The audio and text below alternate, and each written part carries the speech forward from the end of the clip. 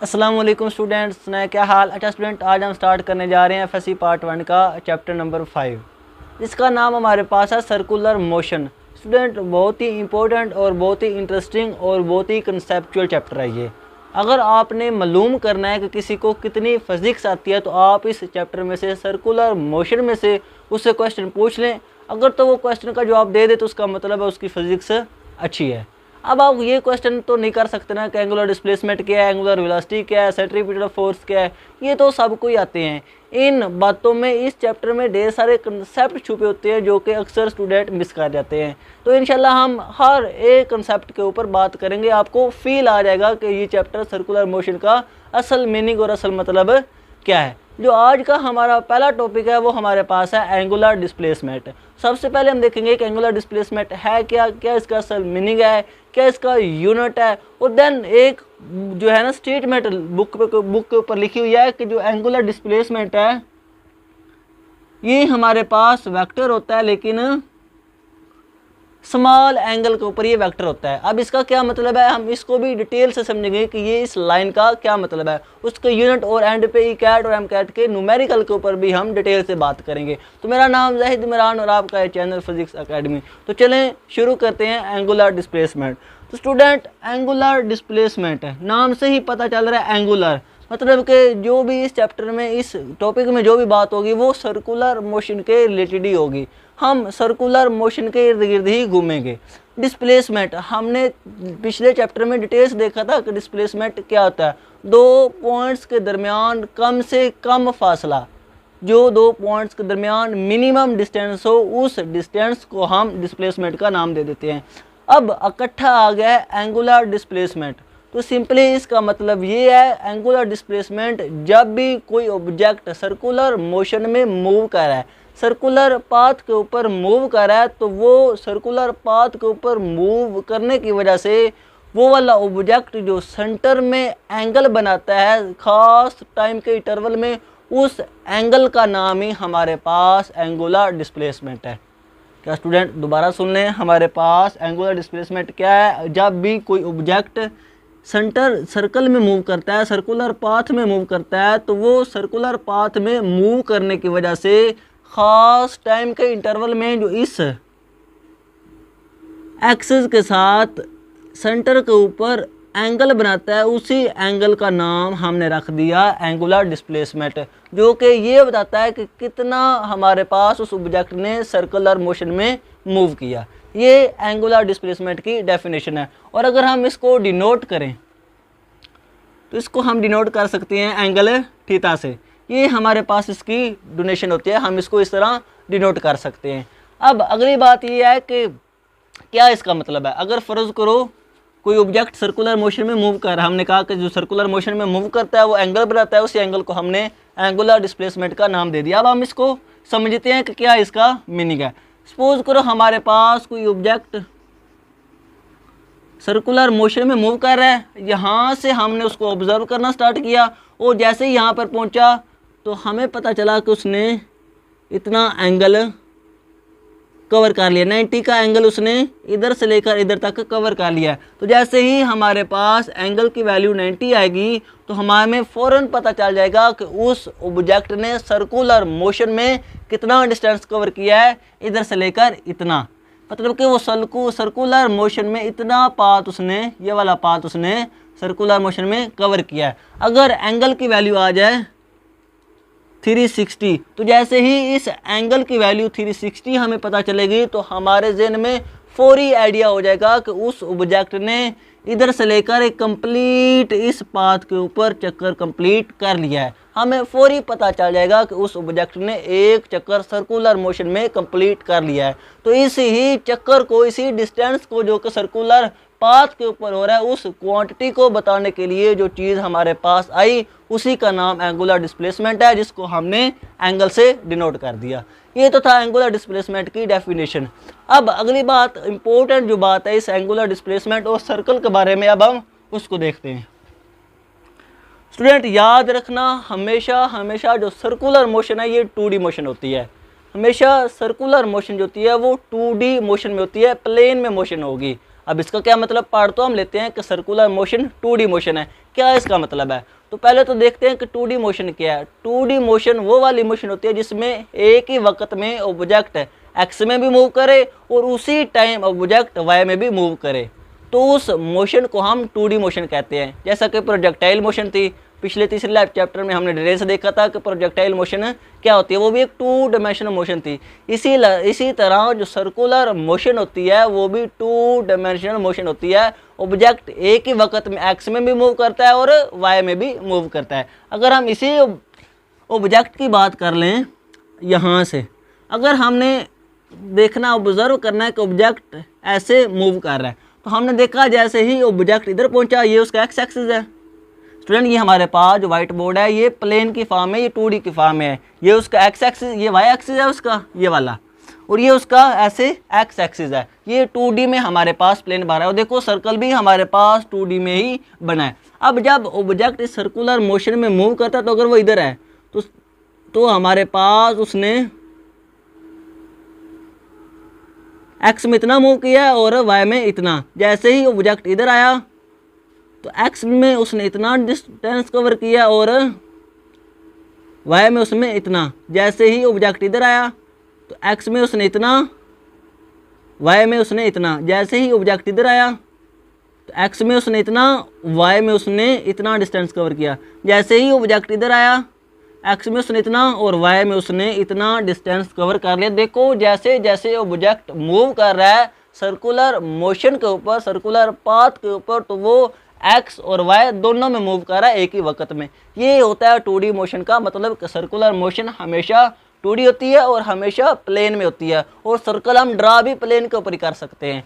अब ये तो बात होगी सर्कुलर मोशन के हमारे पास जो सर्कुलर मोशन की कि ये 2D में होता है। अब इसके जो हमारे पास तीसरी इंपॉर्टेंट बात ये है कि जो सर्कुलर मोशन होती है ये जिस एक्सिस के इर्द गिर्द रोटेट हो रही होती है वो एक्सिस इस प्लेन के नॉर्मल होता है।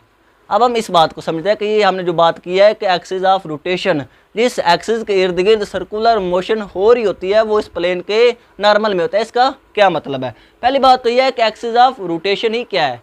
स्टूडेंट जिस एक्सिस ऑफ रोटेशन नाम से ही पता चल रहा है, जिस एक्सिस के इर्द गिर्द सर्कुलर मोशन हो रही है उस एक्सिस को हमने कह दिया एक्सिस ऑफ रोटेशन, वो हमारा एक्सिस ऑफ रोटेशन होता है। अब वो एक्सिस ऑफ रोटेशन हमेशा जो सर्कल का प्लेन होगा, जो 2D में होगा, उसके नॉर्मल में होगा, उसके परपेंडिकुलर डायरेक्शन में होगा। अगर हम इसी की बात कर रहे हैं इस ऑब्जेक्ट की, इस ऑब्जेक्ट के लिए ये एक्स एक्सिस है, ये वाई एक्सिस है और ये इसकी 2D में मोशन हो रही है, और ये हमारे पास इस सेंटर के इर्द गिर्द हमारे पास रोटेशन कर रहा है। और अगर हम इस सेंटर के इर्द गिर्द इसका एक्सिस ऑफ रोटेशन ये वाला ले ऐसे, तो हमारे पास ये ऑब्जेक्ट ऐसे इस एक्सिस के इर्द गिर्द ऐसे मूव कर रहा है। तो ये वाला जो हमारे पास एक्सिस ऑफ रोटेशन है, देखो ये 2D के नॉर्मल में है, परपेंडिकुलर डायरेक्शन में है, ऐसे ऐसे इसके परपेंडिकुलर डायरेक्शन में है, इसके नॉर्मल में। हमेशा एक्सिस ऑफ रोटेशन 2D का जो प्लेन होगा, जो सर्कल का प्लेन होगा, उसके नॉर्मल में होगा, उसके परपेंडिकुलर डायरेक्शन में होगा। ये तो थी हमारे पास इंपॉर्टेंट बात। अब हम आ जाते हैं कि जो एंगुलर डिस्प्लेसमेंट है ये वेक्टर है या स्केलर है। अब हम समझते हैं इस बात को। स्टूडेंट बुक के ऊपर लिखा हुआ है कि एंगुलर डिस्प्लेसमेंट वेक्टर क्वांटिटी है लेकिन स्मॉल एंगल के लिए। ये उसने वाज़िया तौर पे लिखा हुआ है कि एंगुलर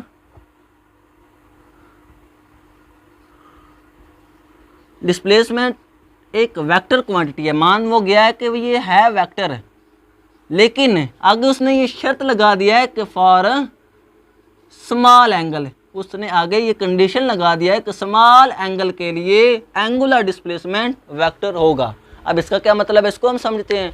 स्टूडेंट वेक्टर के लिए पहले तो ये समझ लेते हैं कि वेक्टर के लिए क्या क्या ज़रूरी चीज़ें हैं। वेक्टर के लिए उसकी मैग्नीट्यूड होगी, साथ में उसकी डायरेक्शन होगी। स्टूडेंट ये दो बातों के अलावा वेक्टर के लिए एक तीसरी इम्पोर्टेंट बात भी होती है, वो ये कि वो वाला वेक्टर लॉ ऑफ एडिशन को भी फॉलो करे, तभी जाके हम कहेंगे कि ये वाली क्वांटिटी वेक्टर क्वांटिटी है। अगर उसके मैग्नीट्यूड भी है, उसकी डायरेक्शन भी है, लेकिन वो वेक्टर लॉ ऑफ एडिशन को फॉलो नहीं करता, तो हम ये कभी भी नहीं कहेंगे कि ये वेक्टर क्वांटिटी है। हम उसको वेक्टर नहीं कह सकते जब तक वो वेक्टर लॉ ऑफ एडिशन को फॉलो नहीं करेगा। अब वेक्टर लॉ ऑफ एडिशन क्या है, वो हमारे पास होता है A1 प्लस A2 बराबर होना चाहिए A2 प्लस A1 के। अगर इस लॉ को कोई क्वांटिटी होल्ड कर रही है तो हम कह देंगे कि हाँ ये वेक्टर क्वांटिटी है। अगर इस लॉ को कोई क्वांटिटी होल्ड नहीं करती तो हम कहेंगे कि ये वेक्टर क्वांटिटी नहीं है। अब बात आती है इस एंगुलर डिस्प्लेसमेंट की। तो एंगुलर डिस्प्लेसमेंट है जो स्मॉल एंगल तकरीबन 20 तक, अगर हम तकरीबन 20 तक एंगल लें तो इस 20 एंगल तक ये जो एंगुलर डिस्प्लेसमेंट है ये इस इक्वेशन को होल्ड करता है। एंगल 1 प्लस एंगल 2 बराबर होंगे एंगल 2 प्लस एंगल 1 के। लेकिन ये उस वक्त होगा जब हमारे पास एंगल तकरीबन 20 के इक्वल होगा। जैसे ही और ये जब हमारे पास इक्वेशन होल्ड होगी तो हम कह देंगे कि एंगुलर डिस्प्लेसमेंट क्या है, वेक्टर क्वांटिटी है जब एंगल स्मॉल हुआ। लेकिन जैसे ही एंगल बढ़ा, एंगल मैक्सिमम हुआ और पहुंच गया 90 के ऊपर, तो उस वक्त स्टूडेंट हमारे पास ये वाली इक्वेशन होल्ड नहीं होती। तो उस वक्त हम कहते हैं कि एंगुलर डिस्प्लेसमेंट वेक्टर क्वांटिटी नहीं है, क्योंकि ये चाहे उसकी मैग्नीट्यूड है चाहे उसकी डायरेक्शन है। अभी हम बात करते हैं डायरेक्शन की, किसकी डायरेक्शन हम कैसे देखेंगे। लेकिन मैग्नीट्यूड भी है, डायरेक्शन भी है, लेकिन साथ में तीसरी ये जो इक्वेशन है इसको लार्ज एंगल के ऊपर एंगुलर डिस्प्लेसमेंट होल्ड नहीं करता। तो उसलिए हम कहते हैं कि एंगुलर डिस्प्लेसमेंट लार्ज एंगल के लिए वेक्टर नहीं है, स्मॉल एंगल के लिए हम उसको वेक्टर कह देंगे। ये हमारे पास इसका बेसिक कंसेप्ट था। अब अगली बात आती है डायरेक्शन की। जारी बात है एंगुलर डिस्प्लेसमेंट एक वेक्टर क्वांटिटी है स्मॉल एंगल के लिए, तो डायरेक्शन तो इसकी होगी। अब हम इसकी डायरेक्शन देखते हैं राइट हैंड रूल से।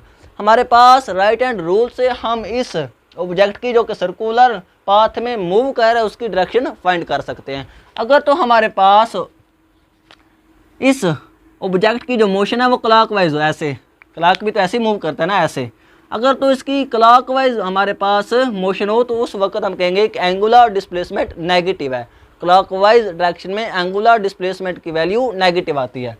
तो क्या मतलब, पहली बात तो ये कि हम डायरेक्शन कैसे फाइंड करेंगे, राइट हैंड रूल से। जिस डायरेक्शन में मूव कर रहा है ऑब्जेक्ट उसी डायरेक्शन में हम ऐसे ही अपने जो फिंगर है उनको कर्ल करेंगे। तो ये जो थंब है ये हमें बताएगा कि एंगुलर डिस्प्लेसमेंट की डायरेक्शन क्या होती है, जो कि हमेशा एक्सिस ऑफ रोटेशन की डायरेक्शन में होगी।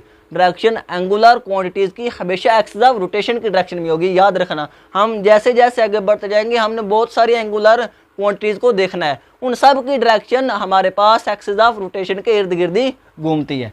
तो हमारे पास इस एंगुलर डिस्प्लेसमेंट की डायरेक्शन इस एक्सिस ऑफ रोटेशन की डायरेक्शन में होगी। अगर तो हुआ क्लॉकवाइज तो हम कहेंगे कि एंगुलर डिस्प्लेसमेंट क्या है, नेगेटिव। और अगर हमारे पास एंटी क्लॉकवाइज में ऑब्जेक्ट मूव कर रहा होगा तो उसकी जो डायरेक्शन होगी वो हम लेंगे पॉजिटिव।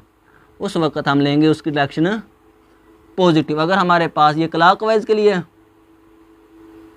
ये हमारे पास है एंटी क्लॉकवाइज के लिए। ये तो बात होगी डायरेक्शन की। अब हम बात करते हैं इसके यूनिट की। तो स्टूडेंट हमारे पास जो बेसिक एंगुलर डिस्प्लेसमेंट का यूनिट होता है वो रेडियन होता है। जो बेसिक जो हम इसका एसआई यूनिट है, उसको जो एसआई यूनिट में जो हमारे पास एंगुलर डिस्प्लेसमेंट का यूनिट है वो रेडियन है। हम इसको रेडियन में मेजर करते हैं। लेकिन इसके दो और भी यूनिट है, एक हमारे पास डिग्री है और एक हमारे पास रेवोल्यूशन है। तो रेडियन के ऊपर एक अलग वीडियो नेक्स्ट आएगी इंशाल्लाह, उसके ऊपर डिटेल से रेडियन के ऊपर बात होगी कि रेडियन का असल मतलब क्या है। स्टूडेंट इसमें कंफ्यूज ही रहते हैं कि रेडियन क्या होता है, इसके ऊपर हम अलहदा एक पूरी मुकम्मल वीडियो बनाएंगे। अब हम देखते हैं उसको हमारे पास रेवोल्यूशन को और डिग्री को। तो स्टूडेंट डिग्री को वो इस तरह डिफाइन करता है, वो कहता है कि अगर कोई भी ऑब्जेक्ट 1 डिग्री को वो इस तरह डिफाइन कर रहा है कि वो कहता है कोई भी ऑब्जेक्ट अगर सर्कुलर पाथ के ऊपर इतना हमारे पास डिस्टेंस कवर कर लें तो वो हमारे पास मूव करता है 1 डिग्री का डिस्प्लेसमेंट। क्या स्टूडेंट वो ये कह रहा है कि अगर कोई ऑब्जेक्ट सर्कुलर पाथ के ऊपर इतना डिस्टेंस कवर कर ले तो वो 1 डिग्री का डिस्प्लेसमेंट कवर कर लेता है। अब इसका क्या मतलब है स्टूडेंट, ये हमारे पास टोटल कंप्लीट सर्कल में हमारे पास जब ऑब्जेक्ट मूव करता है तो वो 360 का एंगल कवर करता है, 360 का डिस्प्लेसमेंट वो कवर करता है। जब हमारे पास ये किसका क्या मतलब है, 360 में से 1 डिग्री, 360 में से 1 डिग्री। मतलब कि जब इतना डिस्टेंस वो कवर करेगा तो वो असल में 1 डिग्री का डिस्टेंस इस पाथ के ऊपर कवर करेगा। अब रेवोल्यूशन का क्या मतलब है? तो स्टूडेंट रेवोल्यूशन का मतलब ये है कि हमारे पास एक कंप्लीट चक्कर, हमारे पास इस पाथ के ऊपर एक कंप्लीट राउंड ट्रिप होगा, एक कंप्लीट चक्कर होगा, तो उस वक्त हम कहेंगे कि उस ऑब्जेक्ट ने 1 रेवोल्यूशन कंप्लीट कर लिया। और उसकी क्या वैल्यू होगी हमारे पास?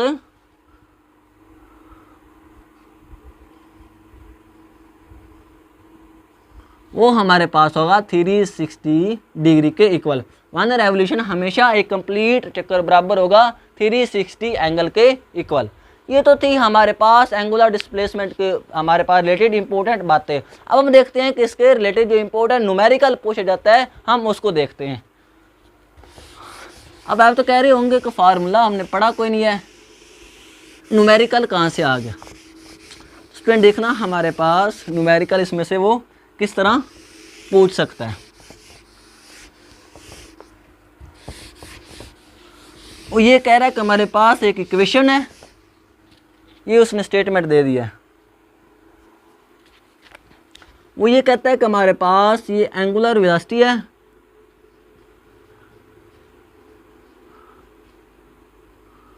अब वो कहता है कि बताओ हमें टाइम टी जब 0 था, जब 0 सेकंड था, तो उस वक्त एंगुलर डिस्प्लेसमेंट की वैल्यू क्या थी? 0 रेडियन थी।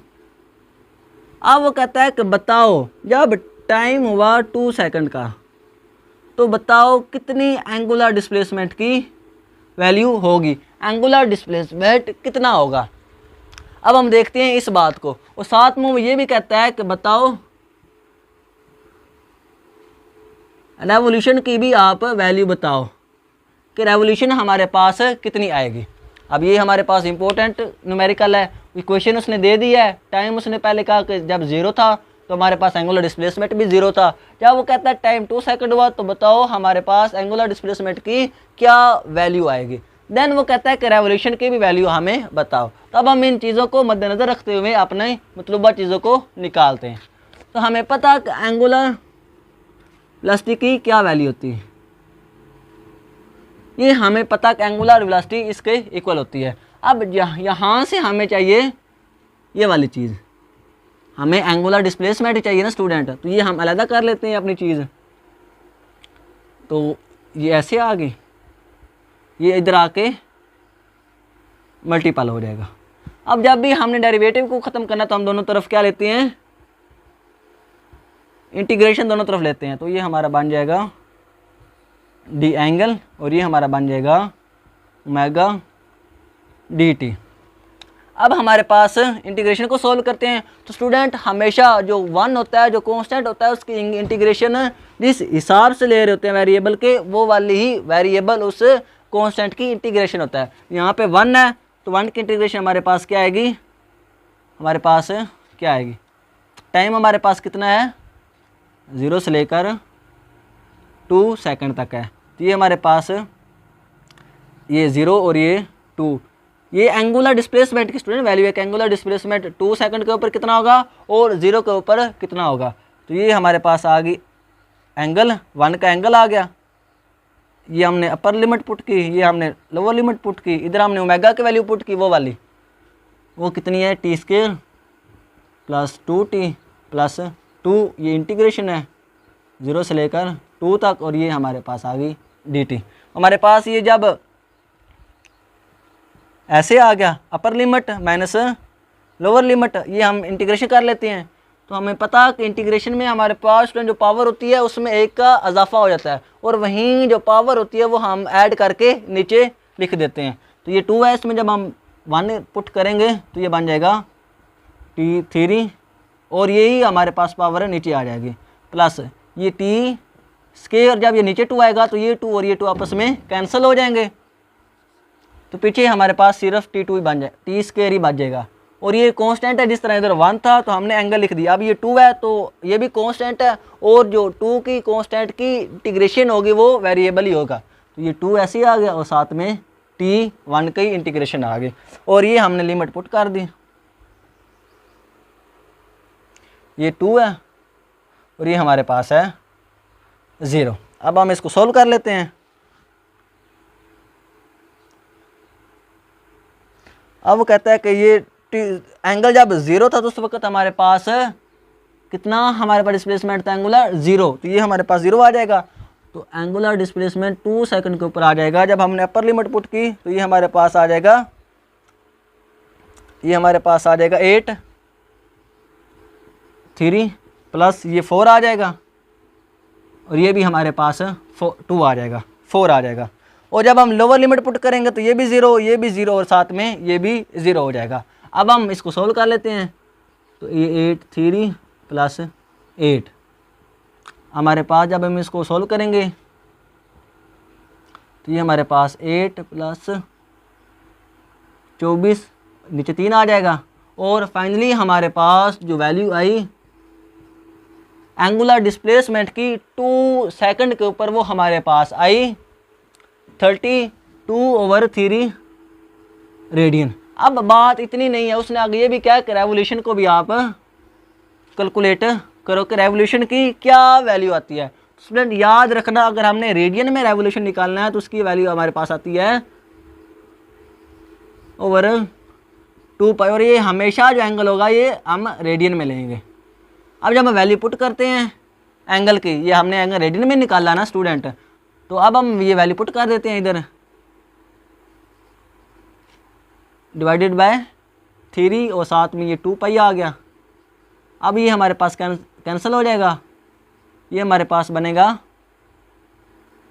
और ये हमारे पास आ जाएगा 16 डिवाइडेड बाय 3 पाई रेवोल्यूशन। अब इसका क्या मतलब है, हमने वैल्यू तो निकाल दी, हमने इक्वेशन को यूज़ करते हुए सारी वैल्यू निकाल ली। अब ये वैल्यू क्या बता रही है हमें, ये क्या इन्फॉर्मेशन हमें दे रही है, अब उसको समझते हैं। स्टूडेंट रेवोल्यूशन हमने क्या कहा था, एक कंप्लीट चक्कर होता है किसमें, सर्कल में। जब सर्कुलर पाथ के ऊपर ऑब्जेक्ट एक कंप्लीट चक्कर कवर करे तो हम कहते हैं कि उसकी रेवोल्यूशन कितनी है, 1 है। अब ये कितना आ रहा है, ये पाई की वैल्यू तकरीबन होती है 3.14। जब हम ये पुट करते हैं तो ये 339 बन जाएगा, और जब हम इसको करेंगे तो ये 1 तकरीबन बन जाएगा 1.8 रेवोल्यूशन। तो क्या मतलब, हमारे पास जब ऑब्जेक्ट की वेलोसिटी इतनी होगी तो वो 2 सेकंड में तकरीबन 2 चक्कर कंप्लीट कर लेगा। ये इक्वेशन हमें बता रही है कि जब ऑब्जेक्ट की एंगुलर वेलोसिटी ये होगी तो वो 2 सेकंड में तकरीबन 2 चक्कर सर्कुलर पाथ के ऊपर कंप्लीट कर लेगा। उसकी एंगुलर डिस्प्लेसमेंट हमारे पास होगा 32/3 रेडियन। ये था इसके पीछे जो फिजिक्स थी। तो आई होप एंगुलर डिस्प्लेसमेंट के बारे में आपको तमाम क्वेश्चन जो है वो क्लियर हो गए कि किस किस तरह के इसमें से क्वेश्चन आ सकते हैं। तो आज के लिए इतना, इंशाल्लाह मिलेंगे अगली वीडियो में। ओके, अल्लाह हाफिज़।